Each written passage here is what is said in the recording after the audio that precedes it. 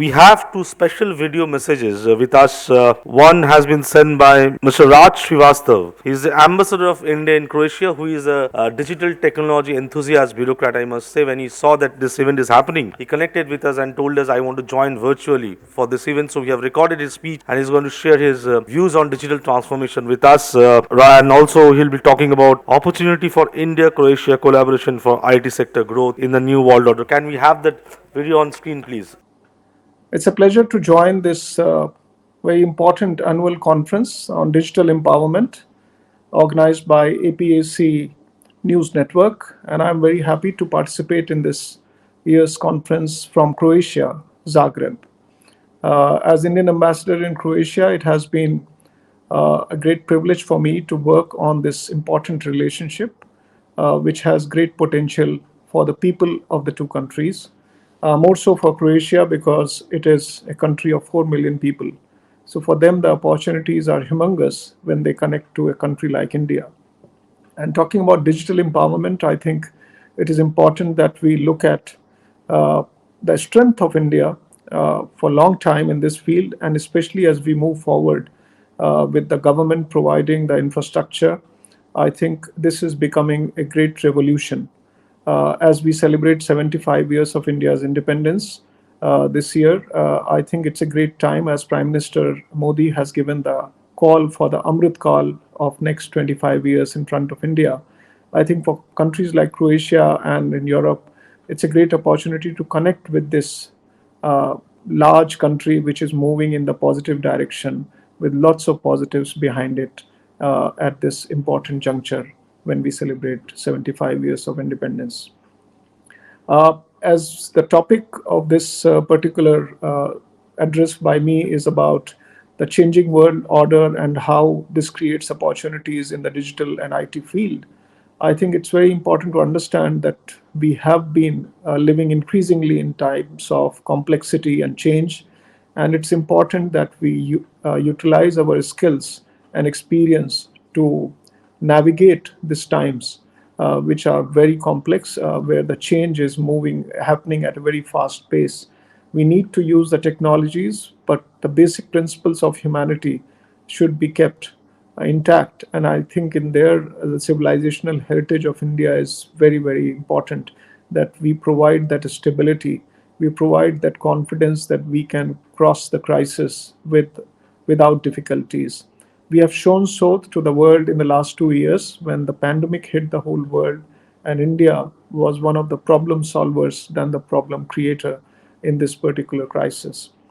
This crisis has also thrown in front of us the importance of being digitally aware, digitally knowledgeable, and digitally innovative to use the technologies so that what is most important for human society can be achieved in front of the crisis. For example, we were already moving into the education field using digital means, and we were very well placed when the classrooms had to be shifted online. It was not a difficult proposition for Indian education sector, and I think this has been one of the key outcome, or I would say takeaway from this crisis, that if you are preparing yourself well for the unpredictable future, it can be very useful that when the crisis comes, when that unpredictable future comes in front of you, you are not taken really by surprise. Healthcare has been a great area where India has proven long time, but we were prepared with this Ayushman Bharat project where we were preparing our traditional healthcare system also, so that when this crisis happened, we were ready to address that challenges not only from the medicinal point of view, but also from the best practices point of view. These are the sectors where I would see the digital empowerment and the digital sector, the IT sector will play increasingly major part. And in a country like Croatia, we have realized that there is great potential for connecting the innovation ecosystems of the two countries, two continents, as I say about Europe. The most important aspect is that the common values that we have a level of comfort, trust, and transparency to work together. India and EU relationship is growing very fast in these times, and I think that's where Croatia comes in, because Croatia is going to become a complete European economy from 1st January 2023 when it joins the Eurozone and hopefully the Schengen, that means the free movement of people across Europe, including Croatia. These are the opportunities for Croatian people to connect with India at this time. Recognizing this, we had established the India-Croatia Startup Bridge just on 20th of December last year in 2021. And very soon, within 6 months' time, we had been able to launch the first initiative under that bridge in the form of a startup challenge, which created great opportunities for the startup ecosystem of the two sides to pitch in their solutions to three challenges that were posed. And I think this is very important to understand that challenges that we chose were also very relevant of our times. One of them was about how to address the water crisis using the underground water. Second was about how to integrate the immigrant societies into the local societies for the mutual benefits. And the third one was about how to upskill yourself in this fast changing skilling sector where your skills becomes obsolete very fast. I think all these three challenges are challenges of our time, and we had received close to 313 entries from Indian and Croatian startups. Out of for these three challenges, 13 winners were selected, and they are getting their rewards not only in cash but also in kind in terms of incubator support from India and here in Croatia. I just gave this example to highlight that we can develop very good partnership where people, the innovation ecosystem benefit and benefit for the global good, not only for commercial benefits. So this is the great opportunity that India offers to a country like Croatia. And I think in this changing world order, as the title is, uh, we need to look at three important elements: the trust, transparency, and how sensitive we are to the people and environment. This is another strength that I always highlight when I talk about Indian startup ecosystem here in Croatia or other parts of the world, like I was previously in Japan. One of the key elements, I would say, the three Ds of India's democracy, demography, and diversity. This is a unique offer that India provides to the world, that a democratic country where the democratic opportunities available to the people are increasing day by day. Demography, the youngest country at that size of 29 years of average age, is unique proposition by India.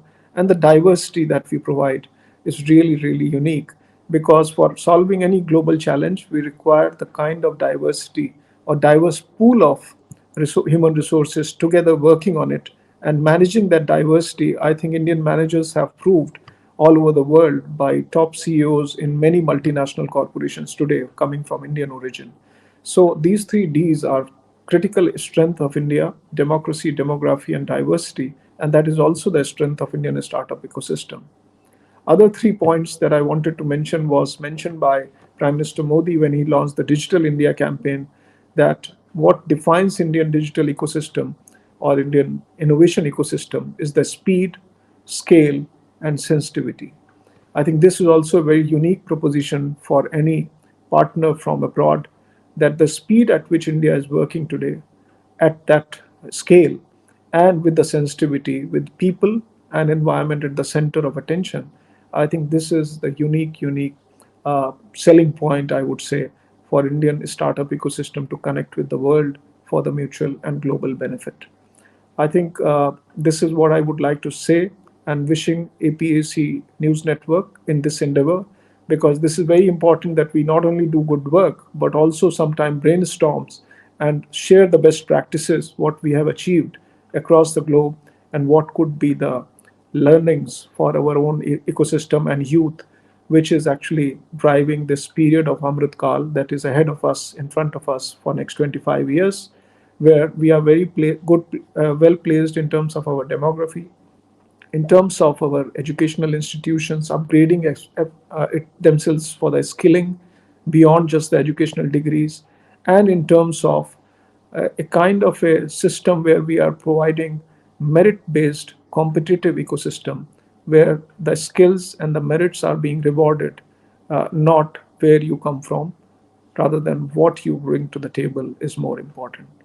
I think with this kind of situation, we can develop partnership across the world with like-minded countries, showcasing the complementarities that we can establish with our partners. Thank you very much.